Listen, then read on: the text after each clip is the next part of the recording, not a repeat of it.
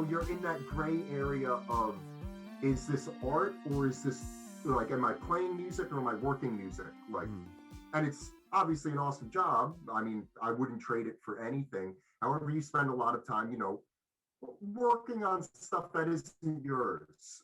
And like in that mentality where you realize like a lot of your to-do lists and calendars are filled like, yeah, I have to spend like these couple days like getting ready for this like one thing. And it might not be a good idea for me to work on my own music because I'm gonna completely derail and spend all my time on that rather than putting the time into this artist's music that I told them I would give them my time and give them the respect that it deserves, And that first week of COVID where like everything on the calendar just like fell out, it was kind of just like almost like a weight lifted where it's like, yeah, all that I have to do right now is make music that I want to do, practice things that I want to practice. I don't have to stress about like, this needs to be ready for this date, this needs to be ready for that date. So I started pulling out like old notebooks of like, yeah, you've started this song in like 2012, 2010, but like you never finished it. Or like this was like a half idea you had with like your buddy Aubrey. This is like another half idea you had with Damien. That like, why not goof with it? And so we started, I started just sitting down every day and like put together like a list of like, yeah, these are like 30 songs you've written over the past like couple years, start them. Or it was like 20 songs and then it turned into like 30. And then. Damn, that's a lot of songs. We had a lot of free time and not all of them like were like fully evolved, but the ones, since we did that many, it started to turn into a thing where it's like, oh, these ones are like the keepers. We can evolve these and like fit these together to fit into a 14 song album where hopefully it goes from beginning to end and not be completely like flipping all over the place, because there's a few things we tried to do where we try and take like songs that like we would do live and like try and do it exactly like live, like piece by piece in my bedroom, and it did not work. It was weird, and because like that element of like playing together wasn't there. And so all of the songs on like the album are like studio songs where it's like, yeah, part by part, like kind of like, arranged on Pro Tools, like copying and pasting, hitting the cheat codes whenever you can. And kind of like that meant like, oh, this isn't like a live thing. Like, how do we orchestrate some arrangements that it's like going to be kind of condensed and it's like every measure, it's like, yeah, it's there for like a reason, something happened. And like to build on the original idea like So that. where are you recording this, and then are you mixing this back at your place? How is that recording going? Sounds So we very recorded it polished. all in my bedroom.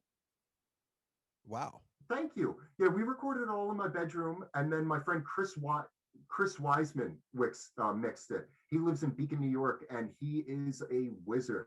He has two of his own bands that are incredible, Currents and Shadow of Intent, and they're both heavy. I think I've heard of Currents.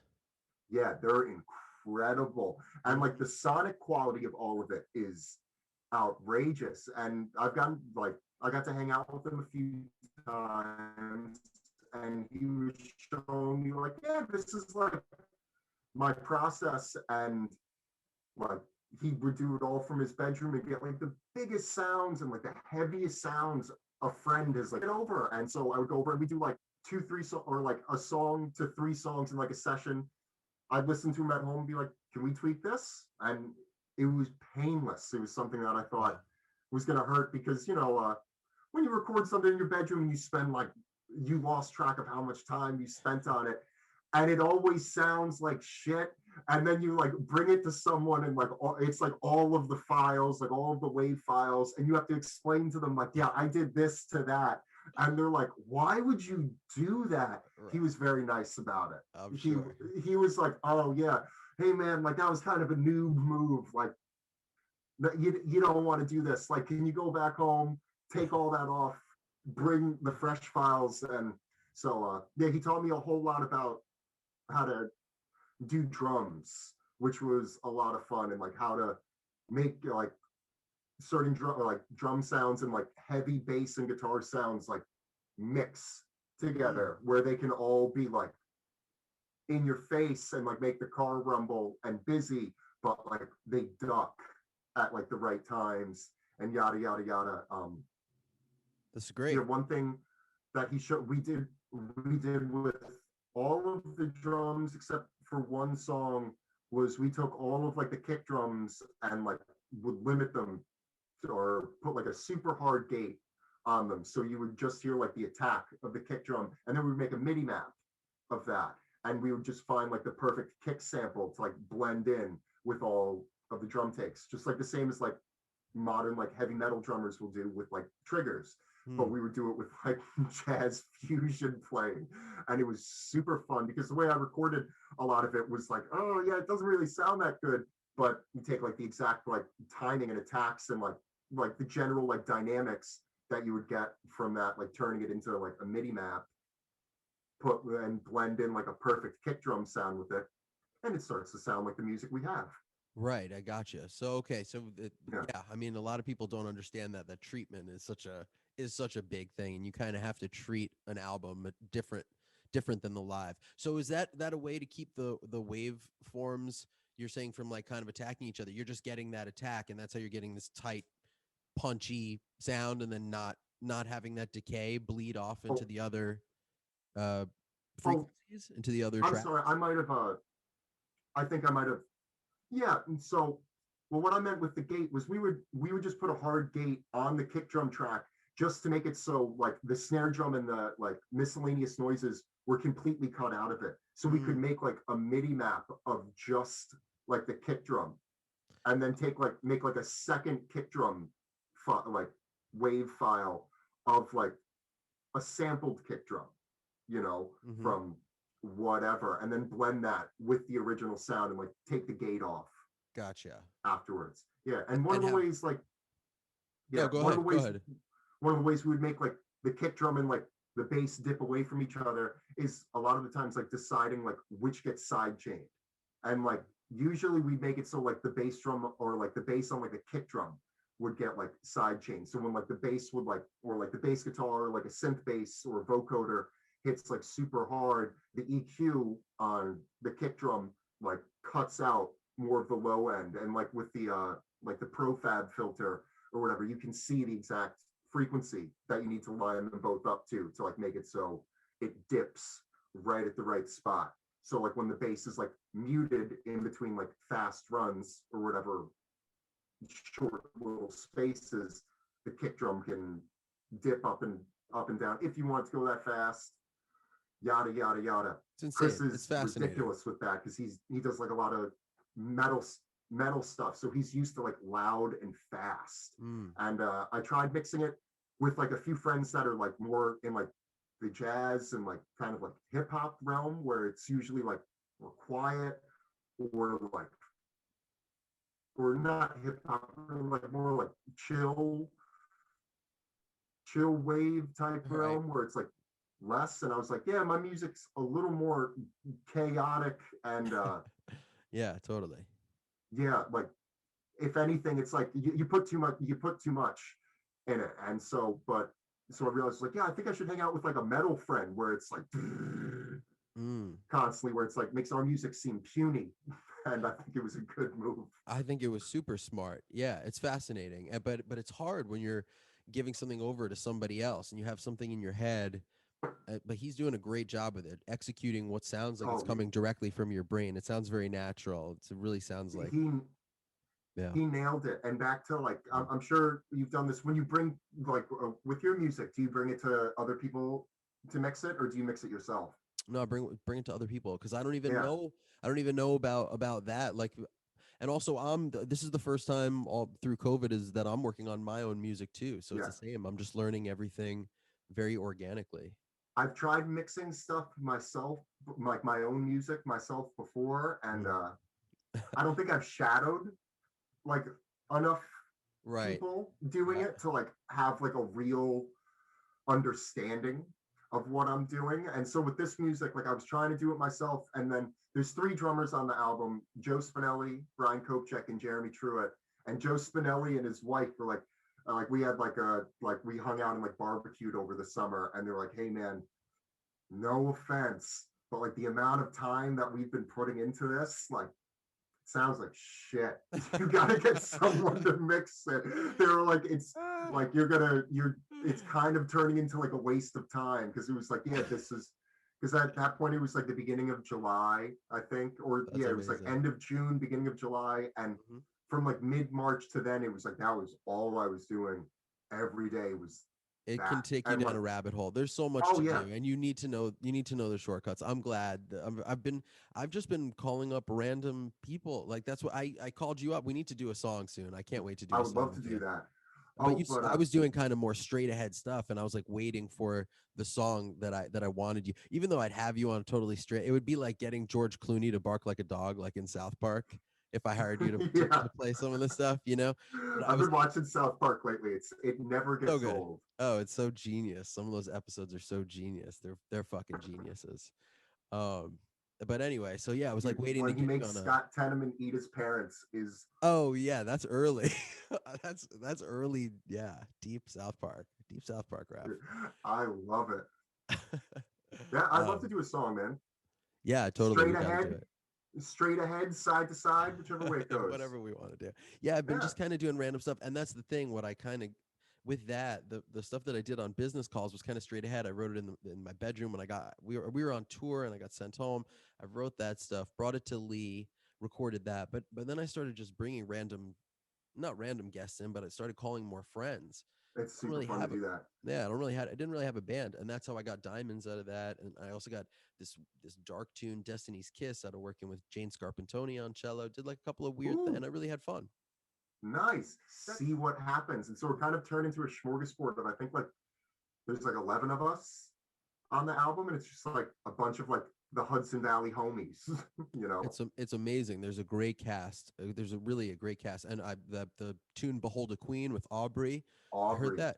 All these tunes are just blowing me away, man. And that's Thanks. why I like Yeah, to think at Dimmer that we're finding people that are underreported, and I feel like you are like right there. You have everything is right there. You're so talented, ho- and these hopefully songs they are so mind blowing. well, thanks. Hopefully I don't get reported though. Hopefully I you know, um, yeah, that song "Behold the Queen." Me and Aubrey started writing that like years ago, and then it was one of those ones like she was living in Boston, I was living in New York, and we'd like touch on it, and then it kind of like faded away, and it was on that list of like 30 tunes, and I've tried recording that song like by myself like 3 or 4 times in the Mm. past, It's and then a I was just threw it out. That song I put out another song, "Weed Is Tight," the other week. That yeah, was like totally love it. I think I recorded that song like 3 or 4 times because I was like, it's not what it should be. And so I was like, I might as well start again. Like the ideas are there, but like just something's off. Fuck it. And because it was all like, what's gonna happen? Somebody's gonna be like, hey man, you're gonna miss a deadline. It's like, no, I'm just gonna upload this music whenever I want to the internet and go on Dimmer and talk about it. Exactly. Thank you.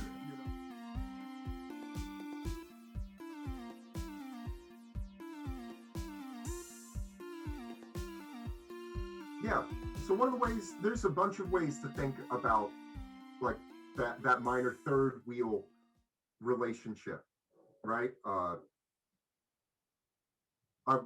I like to think of it in one way of if you're in C, you can have C major and C minor, and then everything from C major and C major, C minor, E flat major, E flat minor, F sharp major, F sharp minor, and same from A.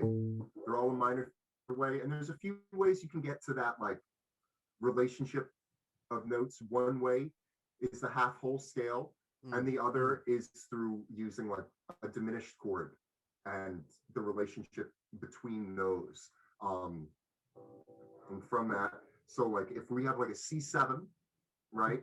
C, D, D flat, but we think of it as a C7 flat 9 with a D flat on the top. If we just think of those top 4 notes, E, G, B flat, and D flat. That diminished seven arpeggio can be the top of a C7, could also be the top of an E flat 7, the top of an F sharp 7, or the top of an A7. So we can kind of think of those chords as like interchangeable in moments to lead us to new spots, to create like momentary language, whatever we want to do. I feel like you said you use that a lot. You said that, oh, it's echoing through now that your bass is on. What? You're good. But you said you use that a lot in a lot of your tunes, right? So you said like Weed is Tight is kind of like F to A flat, back and forth. Yeah. So I feel like a little lost because I haven't watched the whole video. So That's I just want to make sure that I'm talking about the right thing. I'm just interested. Yeah, even if you haven't. Even if you haven't, I'm just interested to hear how you think about it, and maybe people will make the connection. Yeah.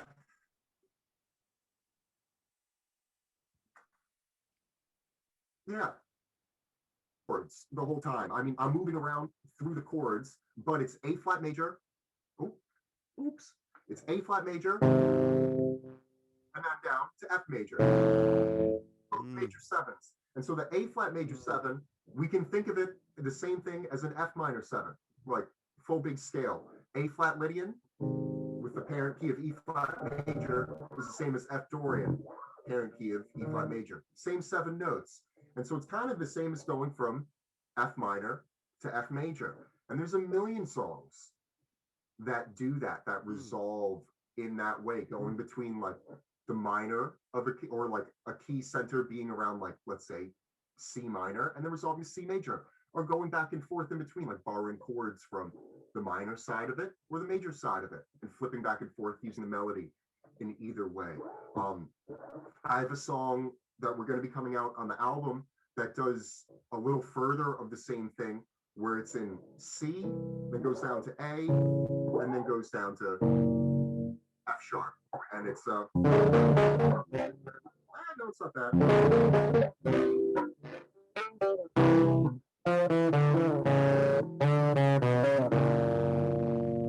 Right. And it's our song Quarantine, and it's on SoundCloud if you want to listen to it. But it's just that idea of going from C down to A, down to F sharp. They're all kind of interchangeable a little bit. You just gotta work it out, or like find a moment that it happens. A useful thing is to like emulate songs that do that, like the Beatles use that trick a lot, like the song Something, in the bridge, how it goes from C to A, minor third relationship. It's kind of the same thing. And they'll the Beatles will do that same trick a lot also of borrowing chords. If they're in C major, they'll borrow chords from C minor, like C major, B flat, B flat, C.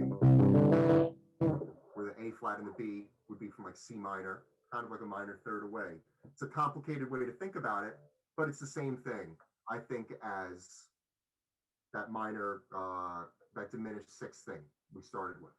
One of the first things that like drew me to jazz was I was like, yeah, like the mysticism behind it, of like they're making this up on the spot. Like this seems so complicated. Like how did they train themselves to like make that their instinct, that it's like they're not overthinking. It's like, no, that just came out. Like I'm good at this. Like this just came out, you know? Well, I think learning some of those foundational things, that's a way to see those connections and to see kind of where those things are coming from and where they're rooted. I spent a lot of time like thinking like, oh, like this like complicated stuff, or like this stuff that I'm thinking is complicated. Like the best way to learn it is to like, you know, start there. And really it's like, you'll learn a lot more about theory from like the Beatles are the best band to learn music theory from, I think. And like, if you want to get like crazy with it, Queen, you know, and then like take that and it's like, all right, now how can we start like evolving on this and like improvising on the spot, and then like thinking about like standards and then how it like evolves, you know. But I feel like the Beatles and Queen are like, once I started like really like being like, oh yeah, how did they like write songs? That's when I was like, oh, I think theory is making a lot more sense. And then things like that minor third wheel and Yeah. stuff like we've been discussing.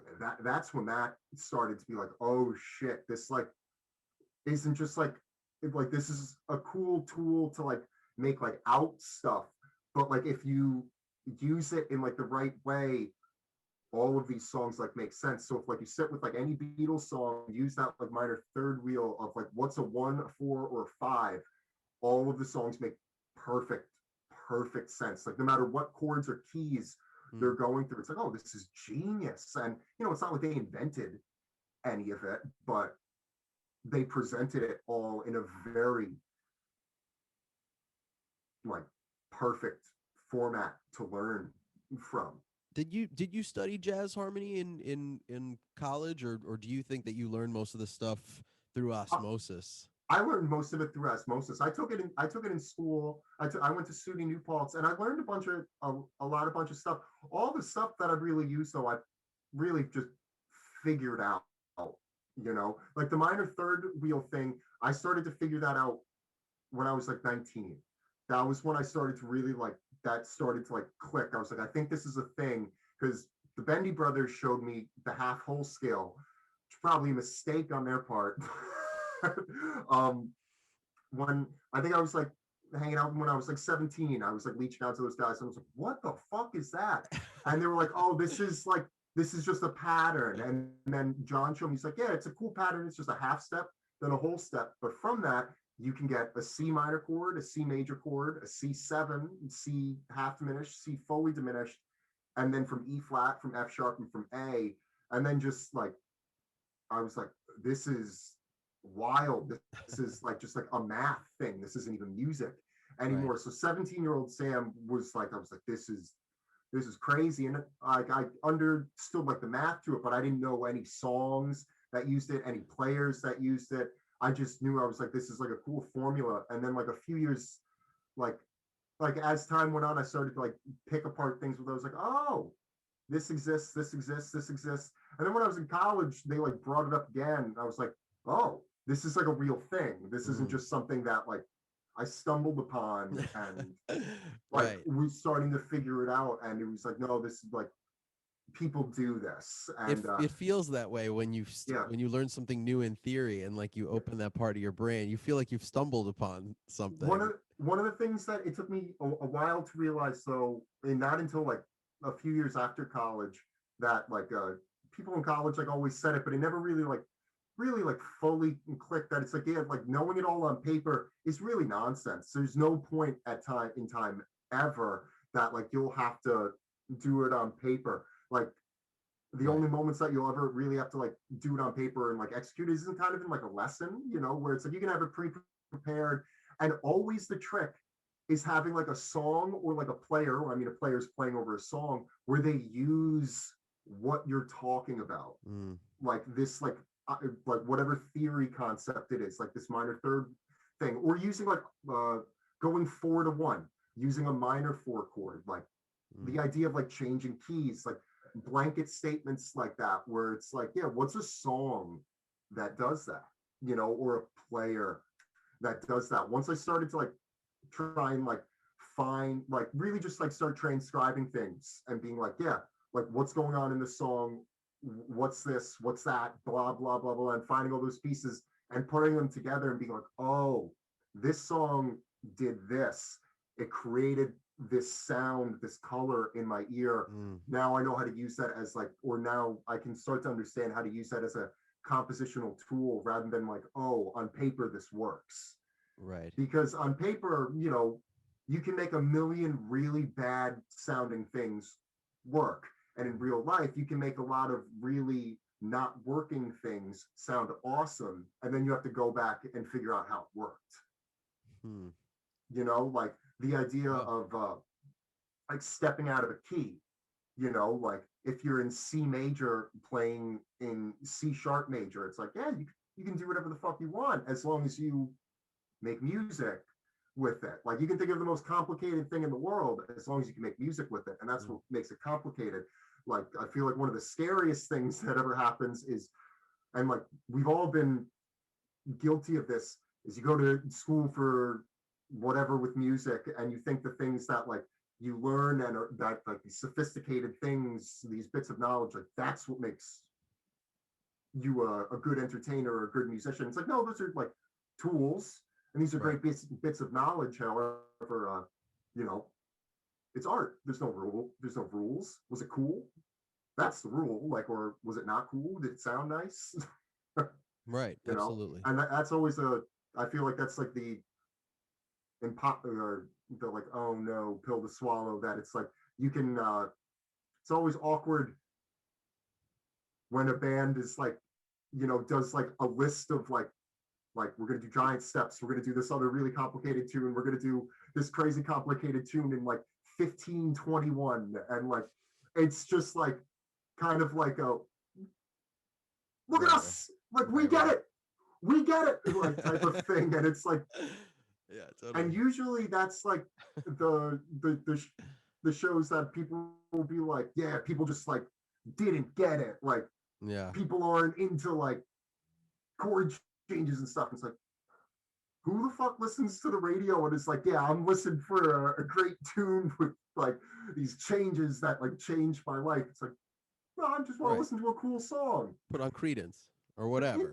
Yeah.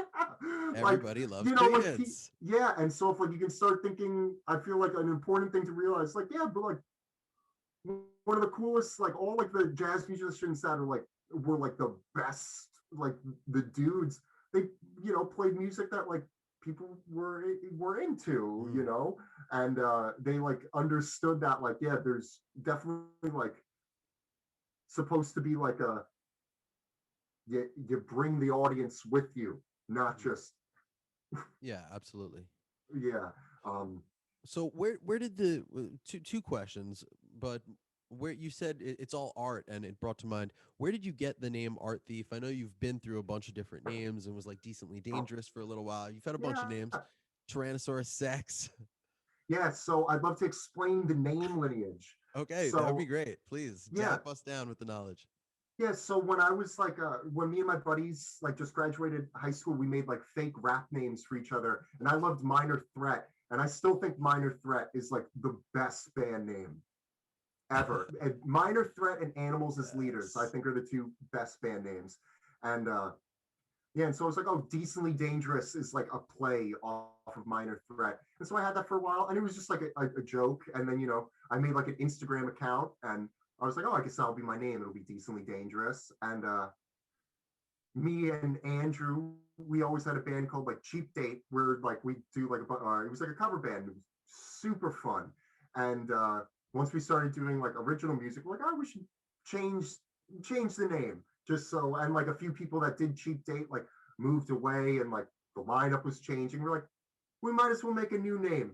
Who cares? It's just like it's another local band. That's like the fun, is making new Totally. names. And Hmm. so we named it Tyrannosaurus Sex, and then there was Amazing name. another, I guess, band like from North Jersey, like not that, like pretty fucking close by, that some bands in New Paltz wanted, Yes. I think, There us was a to do a show. communication snafu, I heard, on a Yeah, and they like reached out to them, and like it was like the day of the show, and they like got in touch with us and were like, hey guys, like loading time is this time. And me and Andrew were like, did you book this? I didn't book this. Like, bound to play, but like I'm just take confused. these And guys gigs, take these Jersey yeah, boys gigs. Both and of you show so up to the same I venue.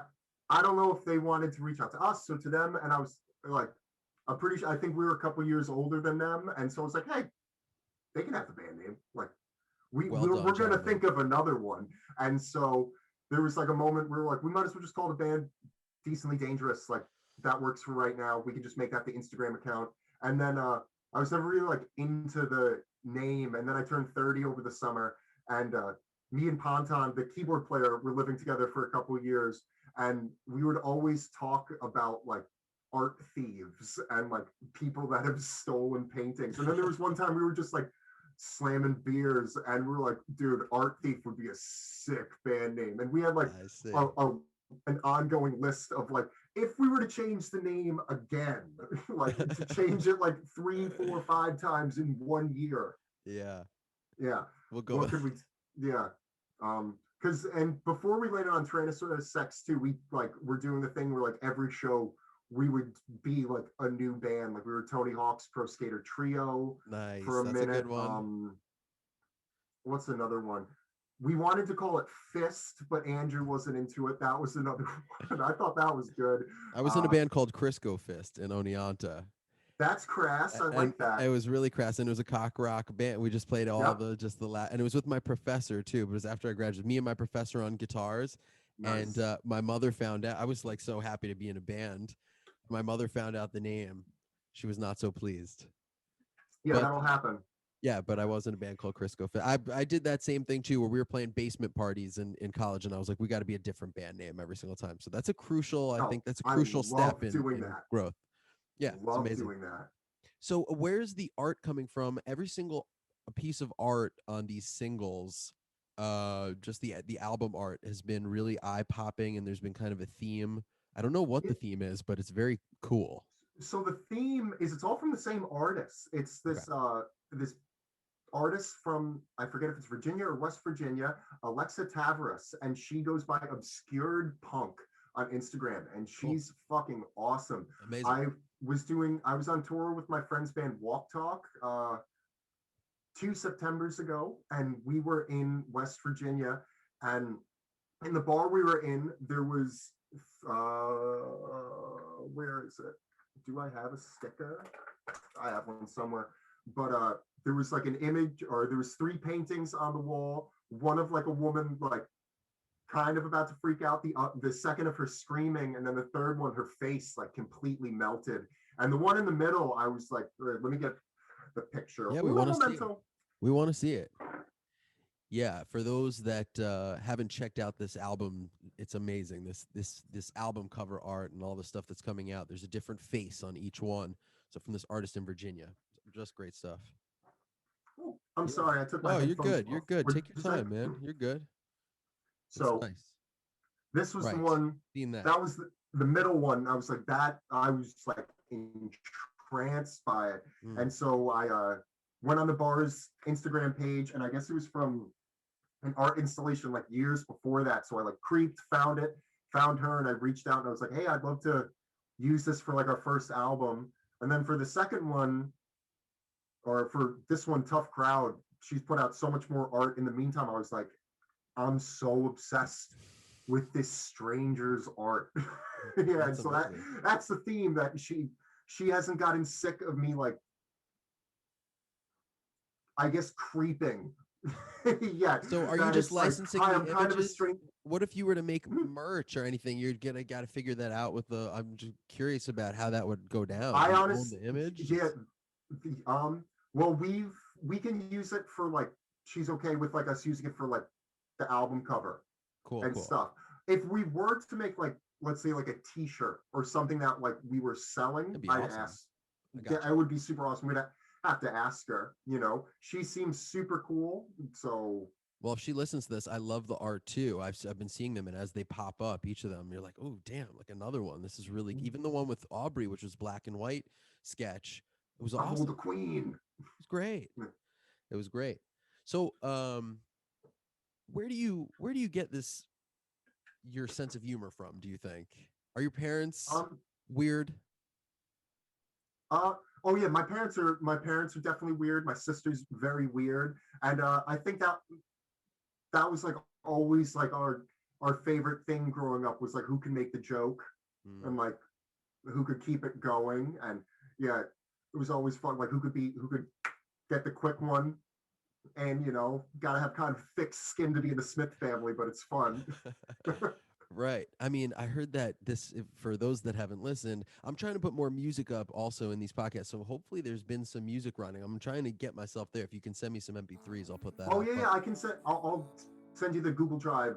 Beautiful. Thing of everything. So right here, then now I know it, because now I'm promising myself, trying to do new things with every episode. So right here, you are probably hearing Oops, I'm 30, or just a little bit of snippet of it, but go check it out on the Bandcamp and go buy it, or wherever you can listen to it. But that is, okay, that hit me right in the feels this morning as I was doing my research and just my last couple minutes that I wanted to prepare for this and figure out some of the questions I wanted to ask you, and that is a beautiful combo. I know we're not just talking about just a little bit of sense of humor and some acrobatics and knowing the minor third. This was something that encapsulated that sense of humor and something really poignant. Do you feel that way? Was that just another fun song for you, or was that kind of bearing listening? Because it's very, your voice is right out front. It's very honest. Oh yeah, I wanted to try and because it's like a 14 song album, and it's got like I think 10 songs with lyrics, and Aubrey sings one, and then I sing the other 9, and like there's a lot of vocoding and stuff on it, and like a lot of it is like, I mean, it's either kind of like in the humor world or like in the like, yeah, this is like talking about like a story, like kind of the concept of like, yeah, I'm not really involved in this. This is like an imaginary setting about like we have a song about like a fisherman where it's like, I don't fish, you know, but it's like trying to like thinking about it from that thing. It was like, yeah, we need one song that's like, well, but that's what not that's a joke, exactly like that's what exactly what yeah. I'm asking. So it's not just about a fish. It's about something real. You know, coming from like a DIY musician's perspective, or anybody becoming 30 is a big deal. And It's a thing. you know, those feelings. Do you feel like you were encapsulating character? Or was that you bearing some of your? Oh no, that's me. That one's me. Yeah, that one's not a. That's what I'm getting at. That's what I'm trying to get out of you. Yeah, that one's not a. Yeah, that one's from the heart. And I'm sure they're all from the heart, but you can just there, you know, there's something. But it also has the sense of humor in that, and that was it. That's I think that perfect thing. That's what music does so well, is kind of blends the major and the minor. And it was like, ooh, I heard that. I was like, ooh, that's that was the one that I was and still am like, oh, I'm kind of shy sharing this one. You know, I'm so glad you did. Like even my roommate, like Brian Ponton, like I recorded all the vocals and like everything, like when he would be at work. I was like, yeah, I'm not. I feel a little weird, that life you know, too. and because a lot of it's like vocoding and stuff. That it was like, yeah, I need to figure out how I want to do this, like what I'm hearing in my head, how it translates to like layers on a vocoder, and then like mixing that in, figuring out what's cool, like what I want, what's just like nonsense I thought would work because of music theory, you know? Yeah, because it's usually when you realize, I mean, for me, a lot of times when I realize like, oh yeah, this is over this chord, that means these notes fit. It's like, no, they don't. That sounded weird. Right. Yeah. Totally. That was a fun song to write. And then Jeremy Truitt's on drums. That one's I play all the instruments, and then he plays the drums. Great crew. I'm already following a bunch of the people that have been on the album, or just people you're tagging in your stories and everybody, because they're all, they have to be immense musicians when you're playing this kind of music. I mean, you got to be on point to get through this in a live setting. It's what's the school that, or we're all graduates of the X-Men school, the Professor Xavier's School for Gifted Children. Yes, you guys are all gifted children. That's for damn sure. So yeah, following them all and seeing, you know, a couple of guys are just doing beats. Somebody was doing a beat a day challenge. It's all like working musicians. Joe Spinelli. Great. Yeah. So the song before Oops, I'm 30 on the album is called Joe Coder, and Joe just sampled Oops, I'm 30. And so I thought it would be like a neat trick to do like the sample of the song before the song happened. Very meta. I love that. Meta. World peace. Meta world peace. I mean, the stuff that you're putting forth, I can't say enough good things about it. It's just like shining through. Thanks, and so yeah, I've been listening to a bunch of those tracks, and I got to go back to the SoundCloud and listen to some more. I'd also love to do something with you where we're talking more about theory. Maybe we can do a separate theory masterclass with you. That'd be awesome. Would love to do that.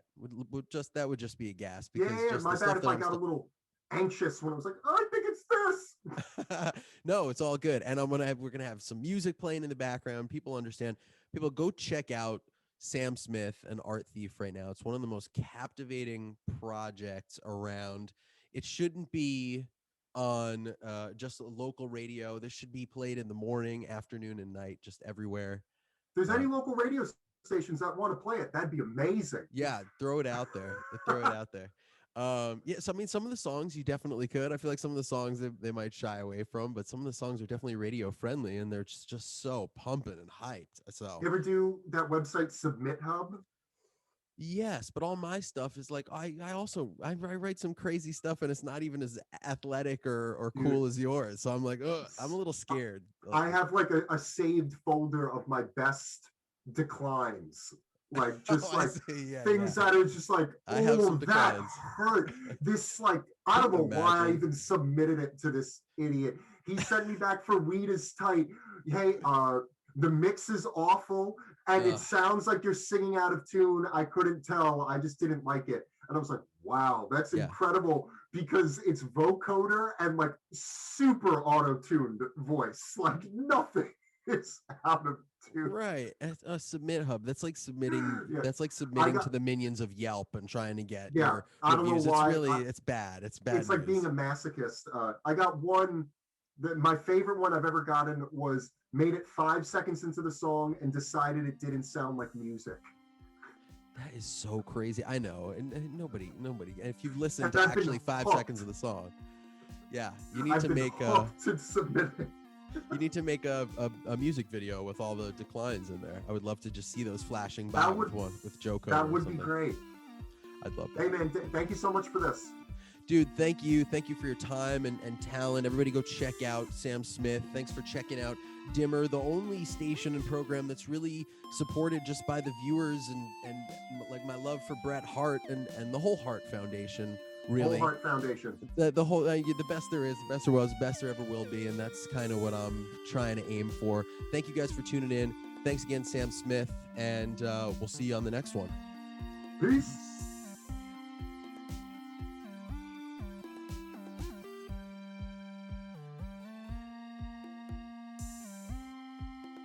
I was like, dude, you just smoked like a fat fucking bone before this. Like, it's not. He didn't just shred. It was just the internet lag. Like, it sounded like he was doing the fucking craziest Joe Pass stuff I've ever heard in my life. And with that like 8-bit like lag effect that comes in on it, I was like, Yes. why is this dude not? Why is he taking lessons from? Right. You're gonna start paying him for lessons. Poking smart motherfucker like me, what an idiot. Yeah.